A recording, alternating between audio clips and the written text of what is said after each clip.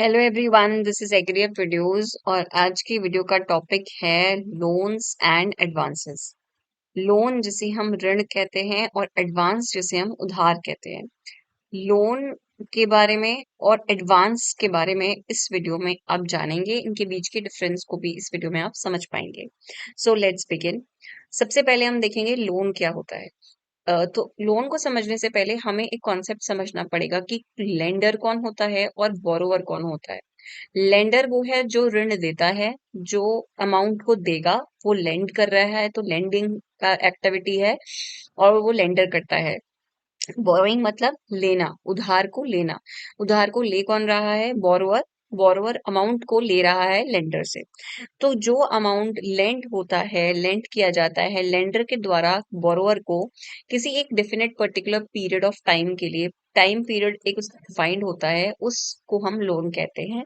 Loan एक तरीके का ऋण है, जैसे हम डेथ कहते हैं, जो कि बैंक के द्वारा प्रोवाइड किया जाता है लॉन्ग टर्म रिक्वायरमेंट्स को फुलफिल करने की बोरोवर के एंड से जो आती हैं। तो loan L and it is for long term. Lender जो है वो चार्ज करेगा एक रेट ऑफ इंटरेस्ट। फायदा होना चाहिए पैसा या फिर वो अमाउंट चार्ज देने के लिए। तो एक फिक्स्ड रेट ऑफ इंटरेस्ट होता है जो कि एप्लीकेबल होता है लोन के अमाउंट पे। लोन का जो क्रेडिट होता है वो होता है बोरोवर की इनकम के बेसिस पे, क्रेडिट की हिस्ट्री देखते हुए और फाइनेंशियल ट्रांजैक्शंस को ध्यान में रखते हुए। हो सकता है कि एक बैंक के पास एक बोरोवर ए है, बोरोवर बी है, बोरोवर सी है। बोरोवर ए आता है 1 करोड़ रुपीज मांगता है, बट उसकी पूरी फैमिली इनकम 1 लाख भी नहीं है, एनुअल इनकम, साल की इनकम। तो उस केस में कुछ कुछ कंडीशंस को ध्यान में रखते हुए उसकी हिस्ट्री को देखा जाता है, फाइनेंशियल ट्रांजैक्शंस को, उसकी इनकम को ध्यान में रखा जाता है और उसके बेसिस पे उसको लोन ग्रांट या फिर नहीं दिया देने का डिसीजन लिया जाता है। बोरोवर बी जैसे आया, इसकी क्रेडिट हिस्ट्री बहुत खराब है, इसने पहले भी लोन लिया था बट वो फुलफिल नहीं हुआ है अभी तक। सो इस केस में अगर वो दूसरा लोन का रिक्वेस्ट डालता है तो उस केस में भी उसको लोन ग्रांट नहीं किया जाएगा। तीसरा है बोरोवर सी, इसकी फाइनेंशियल हिस्ट्री खराब है, फाइनेंशियल ट्रांजैक्शंस हैं, उस केस में भी इसको लोन ग्रांट नहीं होगा। तो ये कुछ सिचुएशंस हैं एग्जाम्पल के तौर पे जहां पे कि लोन ग्रांट नहीं होता है। अब लोन को ग्रांट किया जा सकता है किसी सिक्योरिटी के बेसिस पे। सिक्योरिटी मतलब कि गिरवी रखना जिसे हम कहते हैं, तो कोलेटरल सिक्योरिटी होती है। मॉर्गेज होता है, एसेट्स का, घर गिरवी रखा जाता है, कुछ लोग अपना कोई एसेट गिरवी रखते हैं, गाड़ी गिरवी रखते हैं, उस तरीके से कोई प्लेज रखी जाती है, तो उस तरीके से भी लोन को ग्रांट किया जाता है और ये एक सिक्योर्ड लोन बन जाता है कंपेयर टू एक सिक्योर सिचुएशन जहां पे कि अनसिक्योर्ड लोन भी एक कैटेगरी होता है। इसमें इंटरेस्ट या तो मंथली बेसिस में या किसी इंस्टॉलमेंट की फॉर्म में दिया जाता है और इसको हम ईयरली प्रोसेस, अगर 5 साल का लोन है तो कितनी इंस्टॉलमेंट बनेगी, 10 साल का लोन है तो कितनी इंस्टॉलमेंट बनेगी, पहले रिपे करना है तो क्या प्रोसेस रहेगा, तो उस तरीके की एक्टिविटीज इस प्रोसेस में रहती है। अब हम देखते हैं एडवांसेस। एडवांस मतलब कि उधारी। इसमें क्रेडिट फैसिलिटी दी जाती है जो कि बड़ी-बड़ी कॉरपोरेशंस को दी जाती है उनकी डेली बेसिक नीड्स के लिए। जैसे कि उनको अपने एम्प्लॉइज की सैलरी देनी होती है, वेजेस देने होते हैं, एडमिनिस्ट्रेशन के एक्सपेंसेस देने हैं, मटेरियल एक्सपेंसेस रन करने के लिए, जो daily day to day operations हैं उनको स्मूथली रन करने के लिए एडवांस दिया जाता है।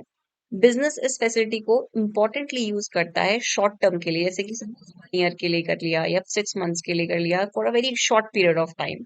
इस सिचुएशन में जो भी बैंक या जो भी फाइनेंशियल इंस्टीट्यूट इनको एडवांस देता है वो इंटरेस्ट रेट को कम कर देता है, लो रेट ऑफ इंटरेस्ट इनसे चार्ज करता है। इसीलिए कंपेरेटिवली लोन और एडवांसेस को अगर हम कंपेयर करें तो एडवांसेस को कंसिडर करना बिजनेसेस है, बिकॉज इसमें रेट ऑफ इंटरेस्ट कम रहता है।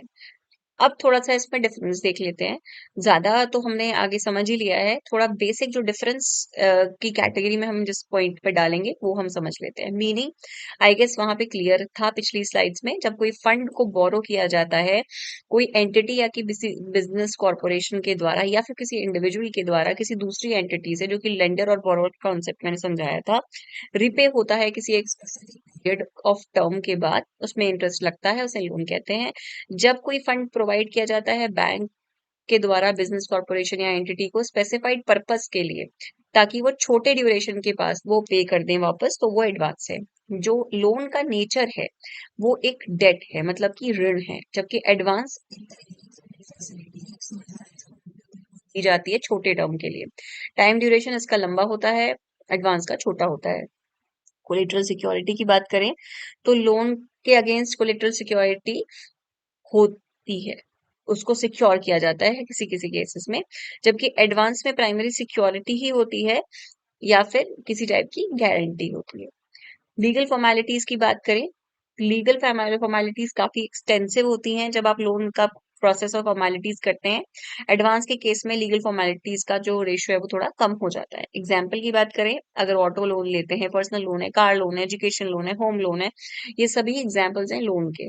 जबकि एडवांसेस की बात करें तो शॉर्ट टर्म लोन है, ओवरड्राफ्ट फैसिलिटी है, कैश क्रेडिट है, बिल परचेज है, ये सब एग्जाम्पल्स हो जाते हैं हमारे एडवांसेस के। इसी के टुवर्ड्स एंटर करते करते हम कॉन्सेप्ट में आते हैं नॉन परफॉर्मिंग एसेट का। कोई भी एसेट, एसेट मतलब जो चीज हमारे पास है।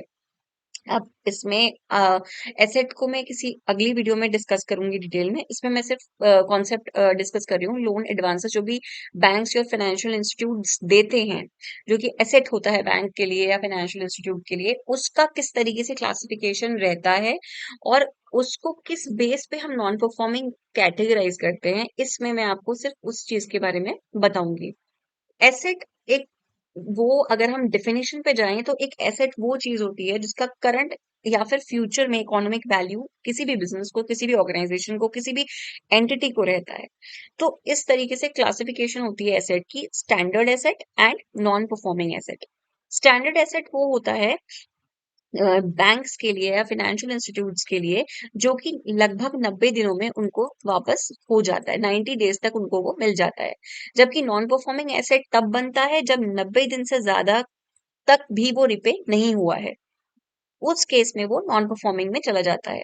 अब कोई भी एसेट नो, यहाँ पे भी जैसे आप देख सकते हैं, when an asset no longer generates income for the bank, bank के लिए कोई इनकम जनरेट नहीं करता है कोई एसेट एक लॉन्ग टर्म ऑफ पीरियड के लिए, वो पीरियड है 90 दिन का, 90 दिन से ज्यादा, तब एसेट को नॉन परफॉर्मिंग एसेट क्लासिफाई कर दिया जाता है।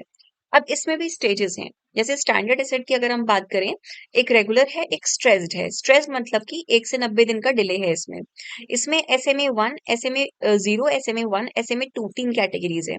पहला है जिसमें 1 से 30 दिन का डिले है, हो सकता है 31वें दिन उन्होंने ये दे दिया हो वापस। SMA 1 में 31 से 60 डेज का डिले रहता है, हो सकता है उन्होंने 61st डे, 62nd डे में दे दिया रिटर्न।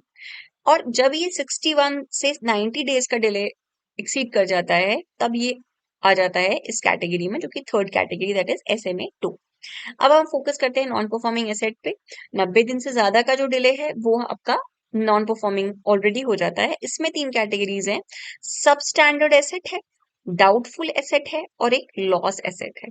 सब स्टैंडर्ड एसेट है मतलब NPA हो चुका है, नॉन परफॉर्मिंग रह चुका है ये अप टू 12 मंथ्स तक। 90 दिन मतलब कि 90 दिन मतलब मोटा मोटा 3 महीना, क्योंकि एक महीने में कितने होते हैं, 30 दिन होते हैं, तो हम इस हिसाब से 90 बाय कैलकुलेट करेंगे तो हम 3 महीना से ज्यादा ओवर पीरियड है, ठीक है। और 12 महीने तक का जो एसेट है वो सब स्टैंडर्ड कैटेगरी में आ गया। डाउटफुल एसेट वो है जो NPA है 12 महीने से भी ज्यादा, हो सकता है 14 महीने हो गए अभी तक कोई रिकवरी नहीं हुई है, तो वो डाउटफुल एसेट है। बट उसके बाद का जो पीरियड है वो नॉन रिकवरेबल हो जाता है और वो लॉस एसेट में क्लासिफाई हो जाता है। अगर आप एसेट और लायबिलिटी की डिटेल वीडियो देखना चाहते हैं तो प्लीज कमेंट बॉक्स में मेंशन कर दीजिए, I will surely make a video on that. I hope आपको ये टॉपिक इंटरेस्टिंग लगा हो, आप इंगेज किए इस टॉपिक के साथ। Thank you so much for watching guys, do subscribe to my channel, please press the bell icon ताकि आपको नोटिफिकेशन मिलता रहे आने वाली वीडियोस का। Thank you so much, keep learning.